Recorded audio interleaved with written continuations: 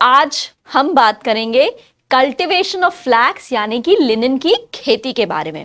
तो जैसे मैंने बताया था, लिनन जो होता है वो एक वानस्पतिक रेशा होता है और उसका जो तना होता है, जो पेड़ की जो स्टेम होती है जिसको हिंदी में हम तना बोलते हैं, उससे ये रेशा प्राप्त किया जाता है। लिनन की जो खेती होती है वो दो तरीके से, दो उद्देश्यों के लिए करी जाती है। दो उद्देश्यों के लिए क्यों? एक होता है फ्लैक्स सीड, जो आपने सुना होगा, ये नाम काफी आजकल जो है फेमस हो रहा है, फ्लैक्स सीड्स, या इसको अलसी कहते हैं हिंदी में, या फिर इसको तीसी बोलते हैं। तो इसके बीज को प्राप्त करने के लिए भी लिनन की खेती होती है, और दूसरी जो इसकी खेती होती है वो इसके रेशे को प्राप्त करने के लिए ही होती है, और उसी रेशे से ही ये कपड़े बनते हैं जिनको हम यूज करते हैं। तो या तो लिनन की खेती बीज प्राप्त करने के लिए होती है या फिर उसके रेशे प्राप्त करने के लिए होती है। भारत में, कनाडा में, इस तरह के जितने भी देश होते हैं वहां पर लिनन की खेती की जाती है। तो चलिए, सबसे ज्यादा जरूरी क्या होता है लिनन की खेती के लिए? पहली चीज होती है जलवायु, यानी कि नर्म या नम मतलब मॉइस्चर वाली जो हवा होती है, जो जलवायु होता है, और आर्द्र जलवायु की आवश्यकता होती है। मिट्टी, जो सिल्ट जिसको हम हिंदी में इंग्लिश में कहते हैं सिल्ट, जो भुरभुरी तरह की मिट्टी होती है उसकी जरूरत होती है। उपजाऊ जमीन की जरूरत होती है फ्लैक्स की खेती करने के लिए। पानी साफ सुथरा होना चाहिए, और जो हार्ड वाटर होता है जो कि ज्यादातर पहाड़ों पे पाया जाता है, उससे उस पानी से रेशे के रंग और उसके कुछ जो गुण होते हैं वो प्रभावित हो जाते हैं, उन पे असर पड़ जाता है। फिर इसकी बुआई किस तरह से होनी चाहिए? अच्छी तरह से जोते गए जमीन पर इसको बोया जाता है करीब अप्रैल या मई के महीने में, और अगस्त में इसकी फसल पककर तैयार हो जाती है। फिर इसकी निराई कब की जाती है? जब इसके पौधे 5 से 6 इंच लंबे हो जाते हैं, तब इसकी निराई कर दी जाती है। तो चलिए अब हम बात करते हैं लिनन के उत्पादन की प्रक्रिया के बारे में, यानी कि उसके मैन्युफैक्चरिंग प्रोसेस के बारे में। ठीक है, जो इसका मैन्युफैक्चरिंग प्रोसेस है या उसकी जो उत्पादन की प्रक्रिया है उसके बारे में हम बात करेंगे। तो सबसे पहले फसल को निकाला जाता है जिसको हार्वेस्टिंग कहते हैं। तो लिनन 3 माह में पककर, यानी कि अगस्त के टाइम तक ये पककर तैयार हो जाता है, और पौधे का रंग उस समय तक भूरा पड़ने लग जाता है, और पका हुआ तब इसको मान लिया जाता है। इस पौधे को जड़ के साथ उखाड़ के लिया जाता है। उसको ऐसे नहीं कि काटा जाता है, उसको जड़ के समेत नोच लिया जाता है, और पौधे को जड़ के साथ उखाड़ने से ही लंबे और ऐसे मजबूत फाइबर या मजबूत रेशे जो है वो प्राप्त होते हैं। अगर हम उसको तोड़ देंगे तो रेशे मजबूत नहीं रह जाएंगे। तो चलिए, फसल निकालने के बाद क्या किया जाता है? फसल को सुखाया जाता है और उसकी सफाई की जाती है। तो पहली हो गया हार्वेस्टिंग, जिसके बारे में मैंने अभी बताया।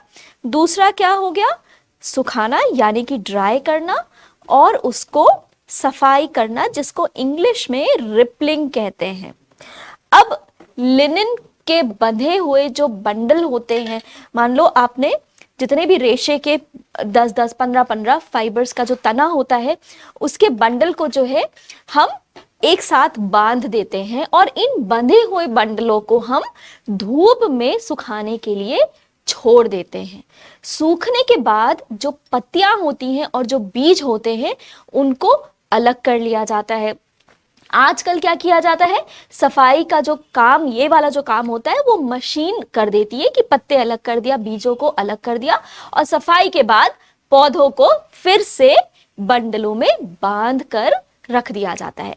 इसके बाद तीसरा जो प्रोसेस होता है उसको हिंदी में गलाना कहते हैं, और इंग्लिश में उसको रेटिंग बोलते हैं, रेटिंग। ठीक है, और हिंदी में गलाना बोलते हैं। तो साफ किए गए हुए बंडलों को गलने के लिए छोड़ दिया जाता है, ताकि पौधे की ऊपरी छाल जो होती है वो मुलायम पड़ जाए और रेशे जो है वो आपस में बांधने वाले पदार्थ, जिसको हम इंग्लिश में पेक्टिन कहते हैं। ये सभी आपने सुना होगा कि फलों में, सब्जियों में पाया जाता है। ये जो बांधने वाले सेल्स होते हैं पेक्टिन, मोम, इसके साथ क्या होता है वैक्स, और गोंद जिसको हम इंग्लिश में गम कहते हैं। पेक्टिन, वैक्स यानी कि मोम, और गम यानी कि गोंद, इस सब को गल जाए इसके लिए इसको गलाया जाता है ताकि ये सब ढीला पड़ जाए और रेशे आपस में गोंद से चिपक जाए, जो पेड़ का अपना गोंद होता है उससे चिपक जाए। तो इसीलिए पौधों को गलाया जाता है। अब पौधों को गलाने की 3 से 4 विधियां होती हैं। पहला होता है जब पानी के साथ गलाया जाता है। इसमें क्या किया जाता है, तालाबों में या ऐसी जगह पे इन पौधों को डाल दिया, इन बंडलों को डाल दिया जाता है जहां पर वो हल्के छिछले पानी में जो है वो डूबे रहते हैं।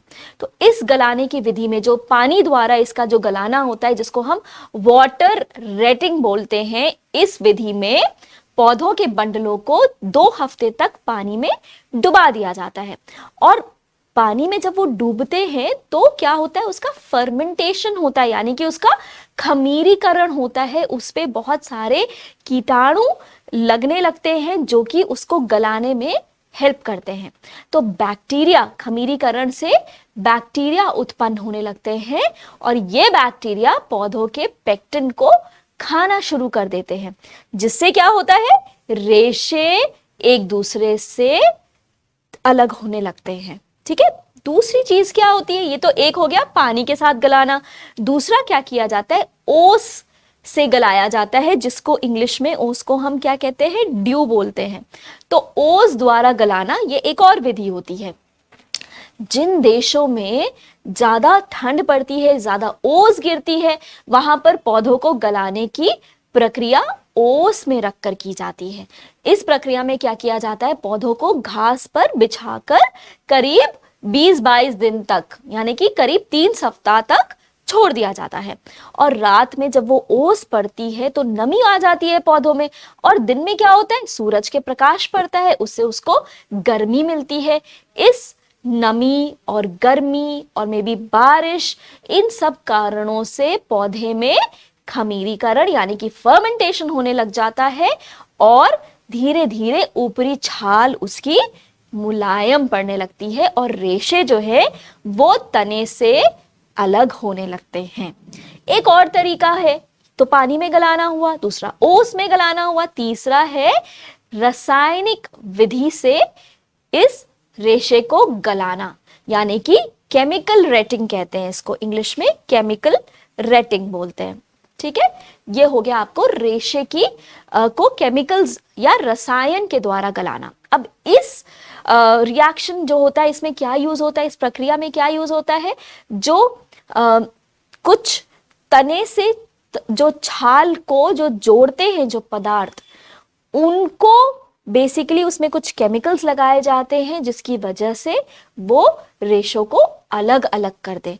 तो इसके लिए सोडा, ऐश या ऑक्सैलिक एसिड, जिसको ऑक्सैलिक अम्ल बोलते हैं, या फिर कॉस्टिक सोडा, इसको गर्म पानी में डाल के छोड़ दिया जाता है। सोडा ऐश या ऑक्सैलिक एसिड या कॉस्टिक सोडा, फिर से बोल देती हूं, सोडा ऐश, ऑक्सैलिक एसिड या कॉस्टिक सोडा को गर्म पानी में डाल दिया जाता है।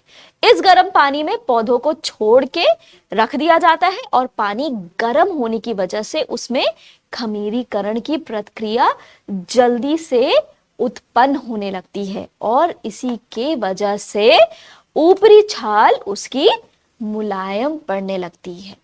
तो वाटर रेटिंग हो गई, ड्यू रेटिंग हो गई, केमिकल रेटिंग हो गई, और एक और होता है जिसको कहते हैं मैकेनिकल रेटिंग।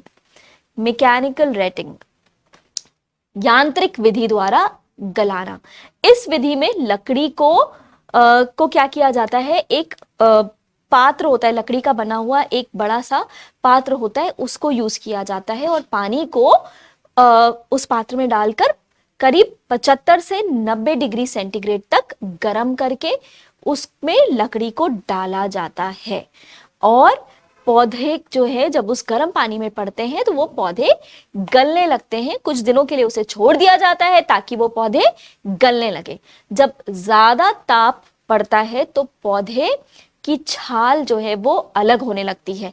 फिर इन पौधों को क्या करते हैं, बेलन से, बेसिकली क्या होता है, एक मशीन होती है, जैसे आपने वो क्या कहते हैं उसको, शुगर केन, गन्ने के रस वाली मशीन देखी होगी, तो उसमें दो बेलन टाइप के रखे रहते हैं, जिसमें से जब वो चलाता है तो वो बेलन घूमते हैं और उसमें से वो निकल के जाता है वो गन्ना।